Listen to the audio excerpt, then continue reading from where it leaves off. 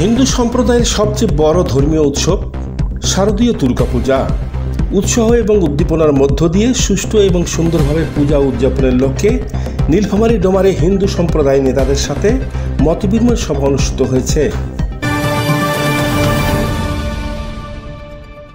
ডোমার কেন্দ্রীয় হরিসভা মন্দির আয়োজিত বুধবার বিকালে ডোমার নাট্য সমিতি মিলনায়তনে এ সভা অনুষ্ঠিত হয়।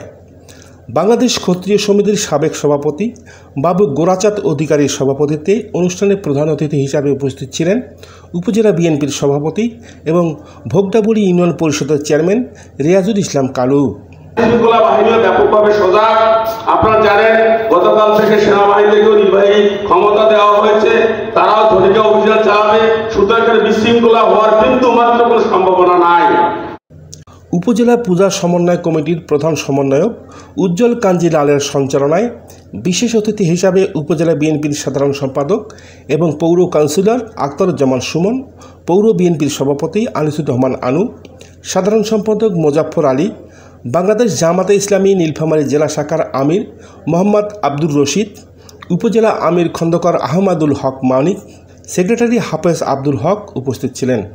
আমি একটি কথাই বলবো, আপনারা সুন্দরভাবে পূজা উদযাপন করেন। আজকে আমরা ডোমার পৌরসভায় বসছিলাম। ডোমার পৌরসভার যে কয়েকটি মন্দিরের সমস্যা, আর্থিক বিষয় আমরা একটা ব্যবস্থা করছি। ডোমার পৌরসভায় তারা গতবার যে অনুদান পেয়েছে আমরা তার চেয়ে বেশি দেব। এছাড়াও কমিটির উপদেষ্টা শেখর সাহা, নিখিল সাহা, অমিত দাস নয়ন, সমন্বয়ক প্রভাষক গৌরঙ্গ কুমার রায়, জয়ন্ত রায়, হরিপদ রায়, বিপ্লব কুমার অধিকারী খোকন, বকুল কুমার প্রমুখ বক্তব্য রাখেন। এই পূজা উদযাপন কমিটির যে প্রীতি সমাবেশ, এটার একটা উদ্দেশ্য আছে। উদযাপন কমিটির সভাপতি, সেক্রেটারি এবং সাধারণ সদস্য ভাইরা সকলের প্রতি, মুসলমানের প্রতি আমার সালাম। আপনার সামনে যারা আছেন তাদেরকে আন্তরিক শুভেচ্ছা এবং আদাব জানাচ্ছি।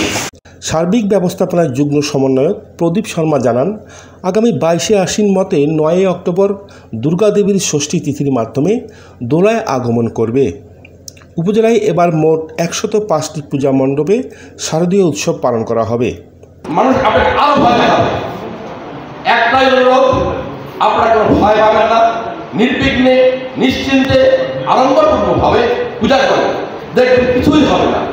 মনের কথা, মানে আমার না আপনাদের কথা, সেটা হচ্ছে পূজার বিষয়ে আমরা দেখেছি।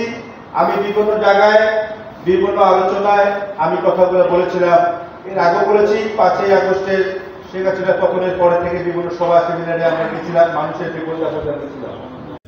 উৎসাহ এবং উদ্দীপনার মধ্য দিয়ে সুষ্ঠু এবং সুন্দরভাবে পূজা উদযাপনে সকলের সহযোগিতা কামনা করেন তিনি। আনিসুর রহমান মানিক, শালকি নিউজ।